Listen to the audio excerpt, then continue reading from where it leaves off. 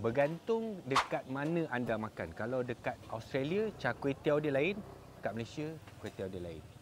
Ke depan sikit dia lain, ke belakang sikit dia lain. Jadi kalau kat kedai Cina lain, kedai Melayu lain. Yang ini nama dia char kway teow. Char kway teow, okey? Yang ini nama dia kway teow kering, tapi kat kedai Melayu. Kalau kat kedai tu Cina, yang ini nama dia char kway teow. Betul ke salah? Sila bergaduh dekat bawah sana. Kami sekarang ni sebenarnya berada dekat Perlis. Ini nama tempat ni Cabai Jeruk Corner. Dia jual char kway teow lah, dan ada juga menu-menu yang lain. Yang specialnya dekat sini, ini dia, cabai jeruk dia. Sebab kalau ada cili atas meja, confirm kita bukan dekat Kelantan. Sebab kalau kat Kelantan ni gula. Kalau cili ni memang kita bukan dekat Kelantan. Selain daripada Kelantan, ada benda ni. Jadi char kway teow dia yang jenis macam ni lah, yang jenis basah lah. Kalau tengok dia punya bau, memang best lah.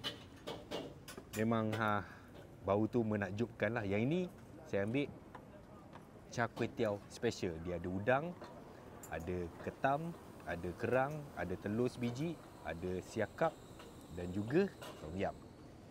Okey, bismillahirrahmanirrahim.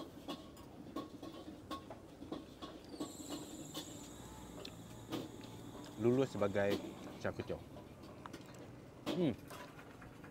Patutlah Cak Boh cabai. Jadi lokasi dia ialah dekat Market Lama Kangap. Market tu, dia bukan supermarket. Market tu kalau bahasa orang Perlis ialah pasar. Letak cili, baru dia rasa penendang. Okey, kedai ni dia buka daripada pukul 6.30 sampai pukul 11.30 malam. Setiap hari kecuali hari Rabu. Macam mana kami boleh tahu kedai ni? Sebab kami ada kawan-kawan. Nampak? Ni daripada Langkawi, daripada Arau.